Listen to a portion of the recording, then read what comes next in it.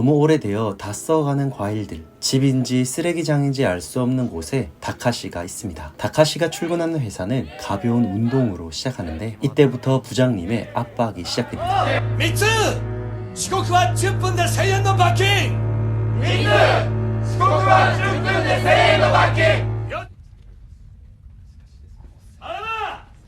ロゴの時代が違うってよ。給料上げてほしかったらちゃんとノルマ達成してみろよタコ 부장님께 용혼까지 탈탈 털리는 다카시. 모두가 퇴근한 시간에 다카시 홀로 야간 근무를 하고 있습니다. 3개월 연속 야근만 150시간을 넘긴 다카시. 야근 수당은 전혀 받지 못한 채 기계처럼 일하고 있습니다. 그럼 그에게 걸려온 엄마의 전화. ねえ今度いつ帰ってくるの？東京の美味しいケーキが食べたいなと思って。何言ってんだよもう忙しいから切るよ 회사에선 찍소리 못하던 다카시가 엄마에겐 정색하며 전화를 끊어버립니다. 그렇게 귀가하던 다카시. 体が鉛のように重い休みたい 결국 다카시는 극단적인 선택을 하게 됩니다. 바로 그때 죽음의 문턱에서 우연히 초등학생 동창 야마모토를 만납니다. 久しぶりやな。俺や山本や。小学校以来ちゃん。あ、ビールでか？ああ俺青山だけどあのさちょっといきなりなんだけどお前山本って覚えてる小3の時の。ああいたな山本健一なあ青山はあの頃何になりたかったん？サッカー選手かなへえそうなんや。知らんかったわ。 절박한 상황에서 만난 야마모토는 다카시의 이야기를 들어주고 직장일로 번아웃된 다카시에게 꼭 필요한 시간을 함께 보냅니다. ふざけんな死んだらどうすんだよそら見てみ青山 참 오랜만에 푸른 하늘을 본 다카시. 야마모토는 넥타이를 골라주면서 영업에 필요한 노하우도 알려줍니다. 표정이 많이 밝아진 다카시는 꿈에 그리던 계약건도 따내는데 성공합니다. 그렇게 조촐한 축하 파티를 나누는데 초등학교 동창에게서 연락이 오고 놀랍게도 눈앞에 있는 야마모토는 동창이 아니었고 何すねてんねんそんなから。いや最初は同級生だと思ってんけど勘違いやったわ。俺のことを騙そうとしたの？友達だって信用させておいて何か売りつけるとか。アホか。山本っていうのは本名なのか？うん。下の名前は？純。始まりは勘違いやったけど俺らは友達になれた。ほんなら改めまして山本純です。青山隆です 그렇게 새 삶을 살고 있던 다카시에게 한 통의 전화가 걸려옵니다. 五十嵐さんクレームって。納品された品が指定した紙と違ったらしいの。発注書は合ってるよね。そのはずです。何度も確認しましたから。僕の発注書が間違ってます。 충격적이게도 오랜 시간을 공들였던 큰 계약건에 문제가 생겼고 완전히 깨지고 박살나는 다카시.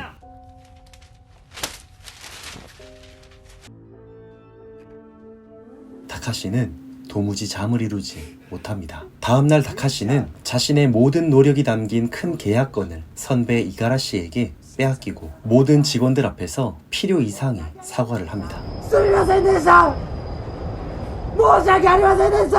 큰 계약이 파토난 이후 야마모토의 연락을 받지 않던 다카시는 우연히 야마모토와 만나게 되고 ちょっとあんまりちゃうか高志何があったんや 과로에 시달린 다카시는 잠도 제대로 못 자고 밥도 제대로 못 먹는 기계처럼 사는 자신의 인생을 야마모토에게 모두 털어놓습니다. なあ高志仕事変えた方がええんちゃうか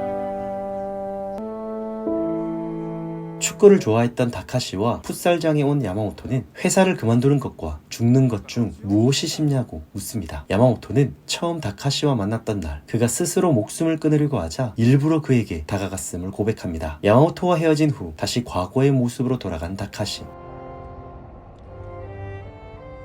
그러던 어느 날 멀리서 야마모토의 모습을 보고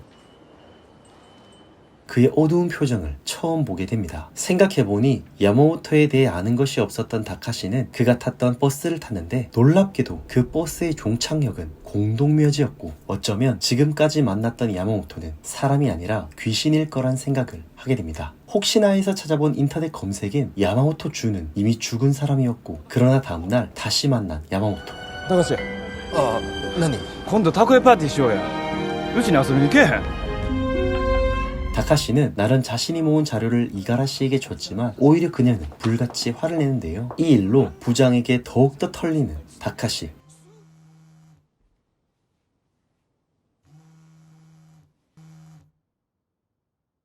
결국 그는 푸른 하늘 하얀 구름이 보이는 옥상에서 천사처럼 흰 옷을 입고 모든 걸 끝내려고 하는데요. 바로 그때 야마모토가 있습니다. 山本ごめんなせっかく相談乗ってくれたのにそっち行ってええか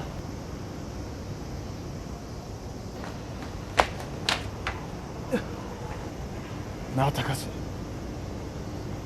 人生は誰のためにあると思う青山隆の人生は誰のためにあると思う自分のためそれもある他にあるのかある誰お前を大切に思ってる人のためや家族はお前は死んで何もかんも終わりにできると思ってるかもしらんけど残された方はほんまにたまらんねや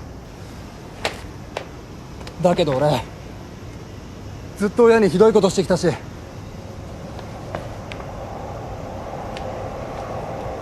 俺田舎に行きたくなくて親父のこと散々罵った。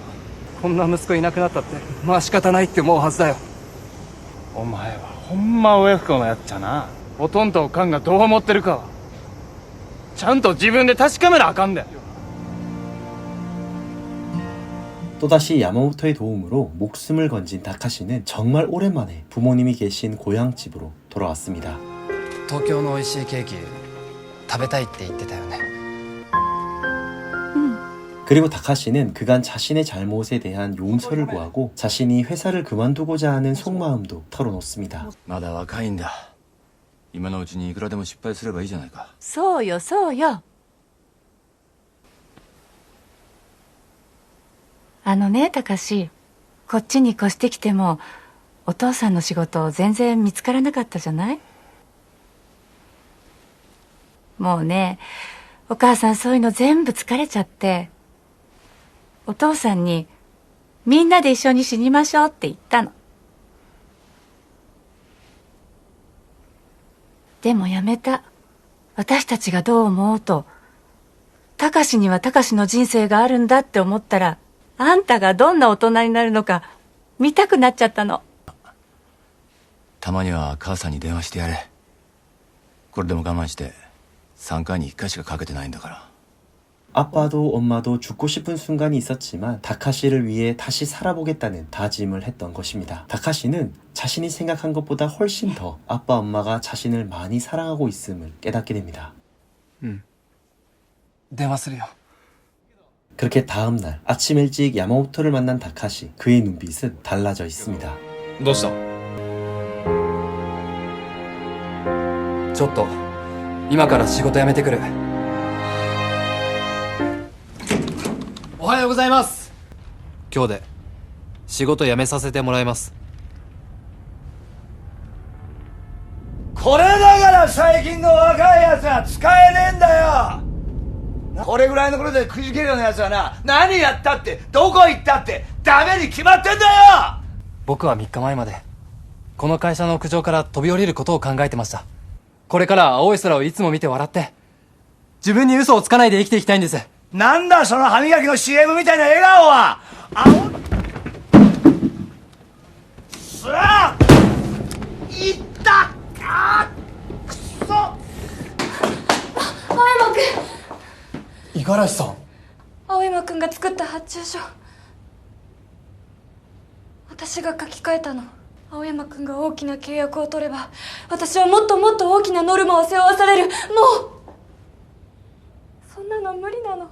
그렇게 사표를 내고 나가는데 회사 내 에이스인 이가라씨도 사실은 그 상황에서 고통받고 있는 또 하나의 피해자였습니다. 本当のこと話してくれてありがとうございました。ありがとうございました。 그동안 무겁게 짊어매고 있던 모든 무거운 짐을 모두 던져버린 다카시. 그렇게 다시 돌아온 곳에는 야마모토가 없습니다. 아무리 연락해도 연락이 안 되는 야마모토. 다카시는 야마모토의 죽음에 대해 알게 된 블로그를 통해 그가 어릴 때 지냈던 양육원을 찾게 되고, 이곳에서 다카시는 자신이 그동안 만났던 친구는 야마모토 유였고 그의 쌍둥이 동생 이름이 바로 야마모토 준이었습니다. 야마모토 쌍둥이 형제는 교통사고로 부모님을 잃고 양육원에서 살았는데, 이곳에서 자신들과 똑같이 부모님을 잃었지만 해맑게 웃고 있는 바누아투 아이들의 사진을 보면서 유는 학교 선생님으로, 준은 의사 선생님으로 바누아투에 함께 가자는 꿈을 키웠습니다. 하지만 진학을 위한 시험이 있던 날 준은 아파서 시험을 치르지 못했고, 결국 두 사람은 늘 함께 지내다가 서로 각자의 길을 가게 됩니다. 유는 바누아투에 가서 봉사활동을 시작했지만 준은 일본에서 일과 공부를 병행하며 꿈을 준비했지만, 결국 준은 유와 함께 바누아투로 가지 못했고 직장 내 괴롭힘으로 인하여 극단적인 선택을 했던 것입니다. 다카시 역시 목숨을 끊으려 했을 때 유는 다카시의 표정에서 준을 보지 않았을까 생각해봅니다. 유는 이후에도 계속해서 다카시 곁을 맴돌며 다카시를 살리려고 했었습니다. 그리고 양육원 원장 레이코에게 놀라운 말을 듣는데요. 다카시는 쭉 유가 자신을 살려줬다고 생각했는데, 알고 보니 유 역시 다카시를 통해 살아갈 이유를 찾았던 것입니다. 그렇게 자유의 몸이 된 다카시는 유의 꿈과 그의 천사들이 있는 바누아투로 왔습니다. 영화는 자유를 만끽하는 그들의 모습을 비춰주며 끝이 납니다.